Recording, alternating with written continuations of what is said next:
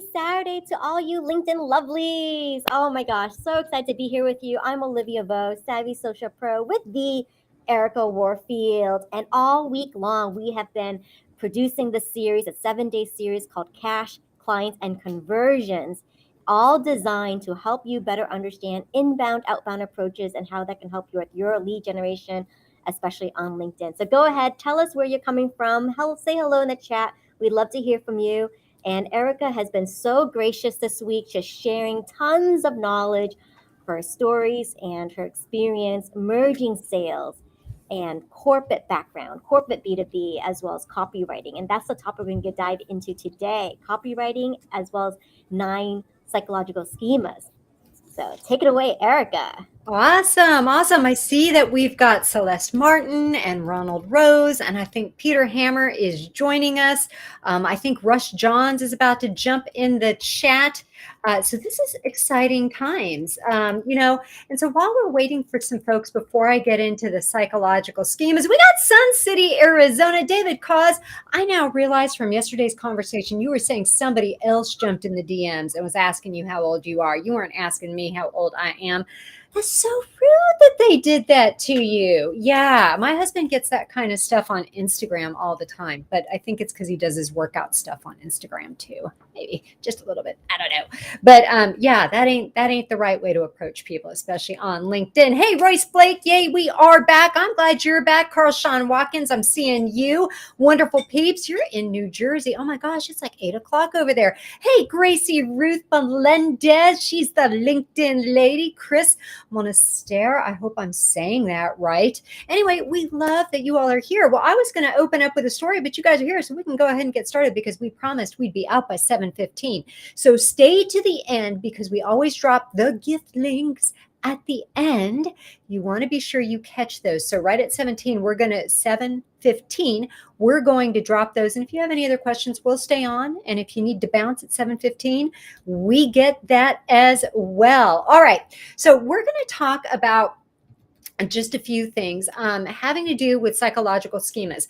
Type in the comments if you know at least one psychological schema, just one pain point that you like to use when you're typing out your copy. Or if you don't use any, just say, oh, I never even thought to, type in a schema or a pain point. I don't really use those. Tell me more. Put those in the comments so we can see where everybody's at, because you all may be on a different page. Gracie's like, tell us a story.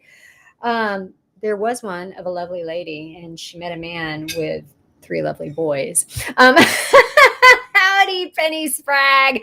Okay, so anybody, are you guys using pain points? Type a yes. And if you are, tell me the one that you are using the most. And if you can't name even one, Royce Blake, I expect you to name one. If you can't name even one, you are totally missing out, because it really doesn't matter what your product or service is. If you're not tapping into one of these 11 psychological schemas, that's how your sales happen on both your inbound strategy and your outbound strategy. Folks make the decision to buy based on emotion, right? Every salesperson knows this. And so if you didn't come from a sales background, I'm putting this out there as somebody who did corporate B2B sales. I left to start my own company. I still do my business, run my business as if I'm in corporate B2B sales, chasing after those larger, medium-sized businesses to enterprise businesses.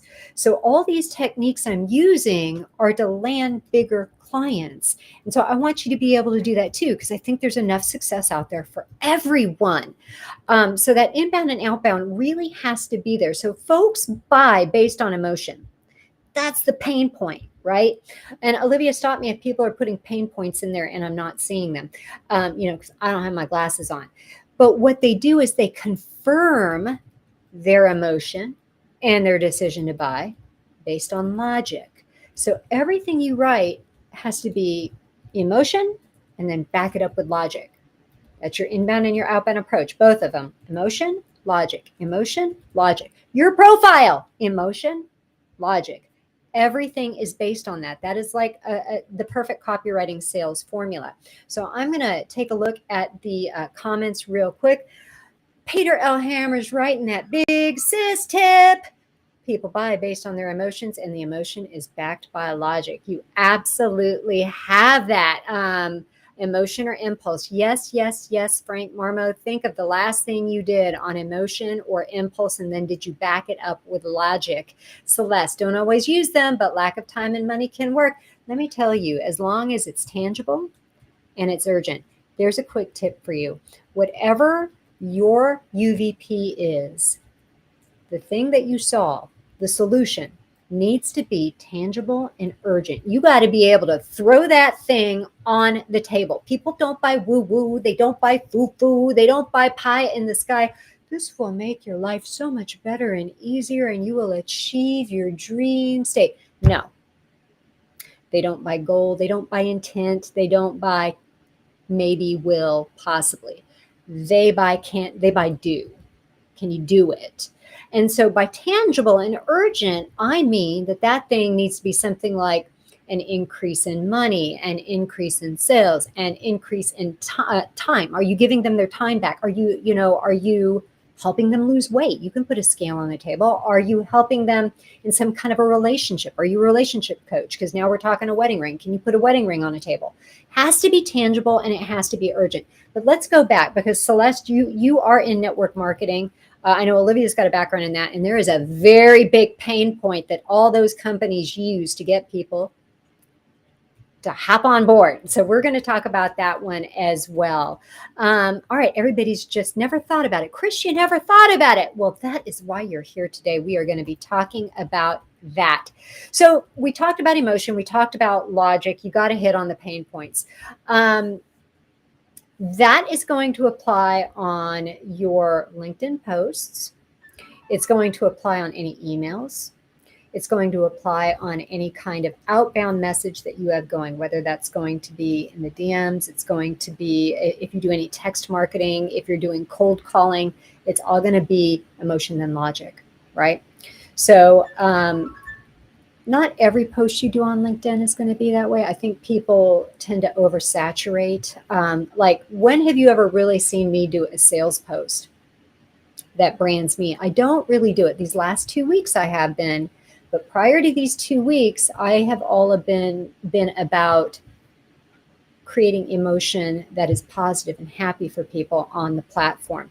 So once you hit the pain point, once you hit the schema, then you're going to provide the solution. You are going to alleviate the pain point with your solution. That is a writer downer. So I'm going to give you a few of these. You tap into any one of these 11. You push these buttons in a responsible way. You make yourself a superhero with superhero powers, okay? And that will make folks want to start a win-win relationship with you. So when we look at the post that got you here, right, you guys can absolutely pounce all over the post that I wrote that, attracted you to come in here and engage. I used the trigger specifically of, was it deprivation? I believe it was deprivation. And I am going to repeat my headline, right? Your post needs to have a headline, then maybe 3 main points of what you want to talk about if it's a sales post, and then a call to action. And if we look at my post, tap into the 11 psychological triggers that make prospects buy. Not knowing these is going to cost you. That is a deprivation schema. That whole, I might miss out. That's FOMO. FOMO is a really big psychological schema that folks will use. I think one that's really big, especially if you're in network marketing, I would say is dependence. Dependence is a huge, huge psychological schema. They use a very special language with an ascension model as you start to move up. But we're going to play on the fact that you may not want to start your own business. So here's a business that you can tap into, and we will give you everything you need to know to climb. The framework is already in place for you. Is that making sense so far to everyone? And if it is, please like smash 100 emoji or an amen emoji. Yes, writer downer, FOMO, fear of missing out, otherwise known psychologically as deprivation. Thanks, Rush Johns. You love the tips. Oh my goodness. Thank you. Thank you. Thank you. Peter, you're talking about your phone for some reason. Okay. Dave Kirkland, thank you so much for joining us. I have to really need it to buy it for the most part. You know, Frank, I'm that way too when it comes to like things at the grocery store or if I have to walk in a mall. Like I'm very masculine that way. I want to walk in, I want to grab it, I want to buy it, I want to leave. I don't like doing a lot of hunting and searching and all of that stuff. But that also speaks to my buyer awareness, you know, because there's 5 different levels of buyer awareness that start anywhere from do you even know you have a problem to yes, not only do I know I have a problem, I know there's a solution and I know what that solution is. Any one of those 5 requires a different copywriting style to access that awareness level. So like when you know you've got a problem, you know you've got a solution. Yeah, you're going to walk in and buy it. You're going to do what you need to do. Is this making sense to people? Please give me an amen in the comments. Olivia, do we have any questions so far? Can you tie this into how understanding these 11? I thought there were 9, but look at that. There's 11 There's psychological. 11. And I don't have time to go over them all. I just wanted to give you like an example of what I did so I could call myself out to you guys. And you could see being in sales, being in copy, being a marketer, these are the things I'm thinking about. How am I going to get somebody to click see more for inbound marketing, not outbound? How am I going to get them to click see more? And then how am I going to get them to be interested enough to come and attend? And a lot of it has to be, am I creating value for everyone? That's the main thing. Are you creating value? Okay, the replay on this one is going to be my best friend. So Erika, so how do we understand these psychological schemas and relate it back to copywriting? Well, when you write to tap dance on the pain points, these 11 pain points, right? So this is going to be such a hard writer downer for you guys. And I see we're rolling up at 7:15, but do you know, I do train on this in, I think the 2nd month of my 12-week group masterclass on cash clients and conversions. And Olivia's going to drop that link in the comments right now. If that is something you're interested in, click on that link. That link will take you where I talk about that in great detail over what gets covered. And there's some things on that page, whether you take the class or not, you're going to be able to say, oh, yeah, this and this and this, and kind of use it for yourself. The other gift link she's going to give you, because it's 7:15, cash clients and conversions is the exact strategy I use to get myself in front of 50 decision makers every single month because I was in corporate sales. You may not want to do that. You may be a job seeker. You only want to get in front of 10 decision makers. You may have a sales team that you think sucks right now and you need some more tips. This would work for you. You may be a founder seller and you do need 50 solid decision makers every month. So this thing can be scaled for sure, but it talks about an inbound and an outbound approach more in depth. The other link Olivia is going to drop is to my 3-part video mini series, which lays the foundation for all of that. There's about 45 minutes worth of content. It's all free. You don't have to download it. You don't have to waste the memory of your computer on it. You just sign up and it's sent to you.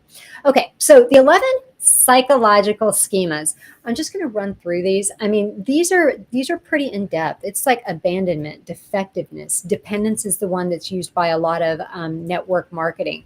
Deprivation is the one that I used on my post. So an example of deprivation would be something like 3 steps will make you stand out in a crowd. Enjoy these rewards when you join my. It's tapping into that scarcity mindset, you know, all the way to entitlement and failure. Let me give you some that are really vulnerability. Vulnerability. These 7 mistakes make you a target. American cheese is killing you. Find out how. You know, these are all like fears, basically. You know, abandonment is one they use a lot if you're a relationship coach. So a lot of these you can tap into. I do train on all 11, but I will say this before we start taking questions. You have to use your new superpowers responsibly.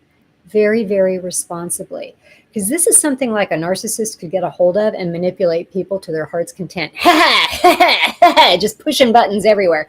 And so I kind of want to leave with this quote that change is not going to sit you down and ask if you're ready. It's not going to knock on your door. It's not going to hand you a notice. It's not going to invite you. It's not going to hug you in the middle of the night. And it's not going to tell you it can wait.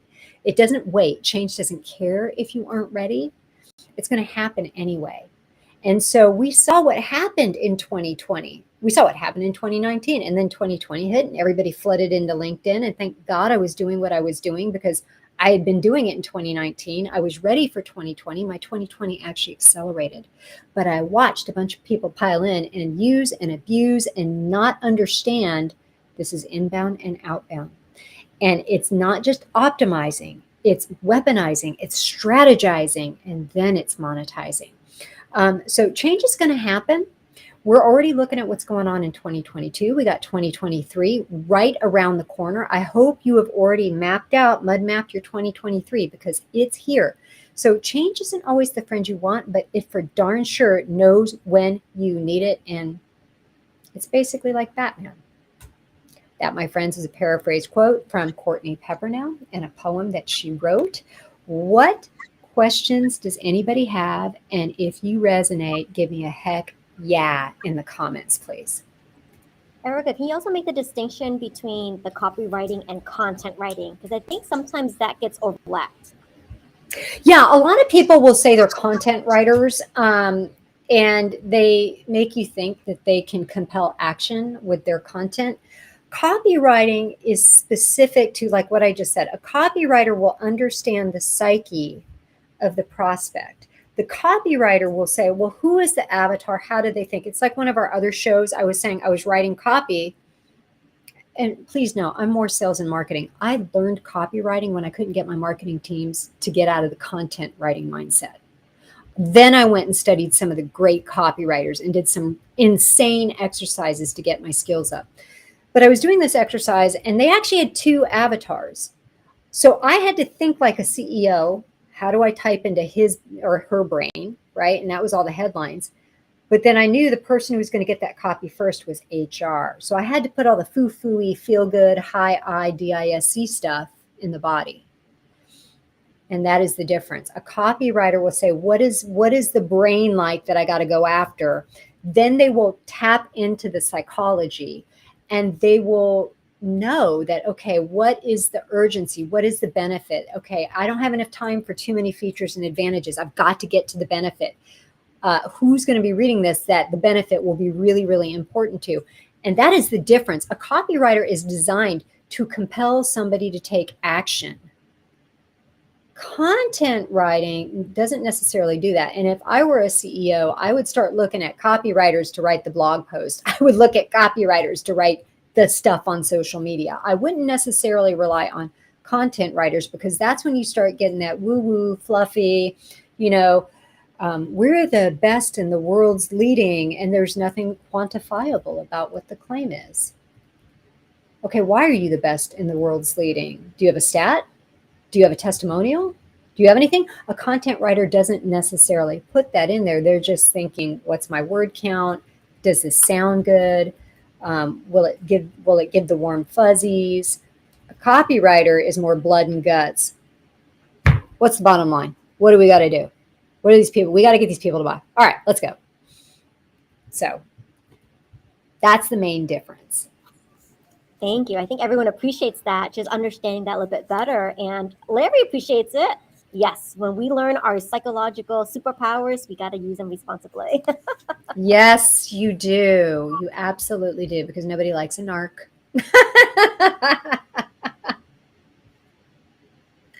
Awesome. Well, I see Peter's got all the heck yeahs in there. Larry Grant, we do appreciate you for coming. Ronald Rose, thank you so much. Shirley Woods from Illinois. Where in Illinois are you from? Are you from Chi-Town? Because I used to live up there in Lincoln Park. So I love when I see somebody from Chi-Town. Do the work, get focused, sales are an afterthought, honestly. Yes, absolutely, absolutely. Well, if we have no more questions, we're going to do a bit of a chat freeze. Peter and Olivia are going to be dropping those links again. And outside of that, I've received 100 messages today with Restream Chat. Hey, I had no idea what that was, but it looks like you won an award, Olivia. Everybody give Olivia some hand claps in the chat. I don't care if we said it was a chat freeze. Awesome. So the 2 links are going in the chat. The first one's going to be to the 3-part video mini series. That is absolutely free. It's 45 minutes worth of video. That lays the foundation to the exact strategy I use. And then the cash clients and conversions is the exact strategy I used that I will be teaching on in my 12-week masterclass. And with that, I bid you all adieu. And tomorrow we're going to do this all over again. Come prepared with your questions. If you need to watch any of the replays, we're going to be doing some AMA. I might have some bonus tips for you, but I feel like I gave you a sip out of a fire hydrant. If you feel like you got a sip out of a fire hydrant, please, please, please drop a fire hydrant or a glass of water in the comments, and we are going to take off. Y'all make it a great weekend. I am so grateful that you joined us today for the replays and anything that you saw this week. Take care. Yes, so our final day is tomorrow. Oh my gosh, Erika, can you believe we've been doing this like 6 days straight? So final day, day 7 tomorrow. Please tune in. It's Ask Me Anything with Erika. We get to pick her brain some more, and we'll be compiling questions throughout tonight, throughout tomorrow. So please, if you're watching this on replay, drop those questions in. We're compiling them all for tomorrow. So have a wonderful evening. Bye!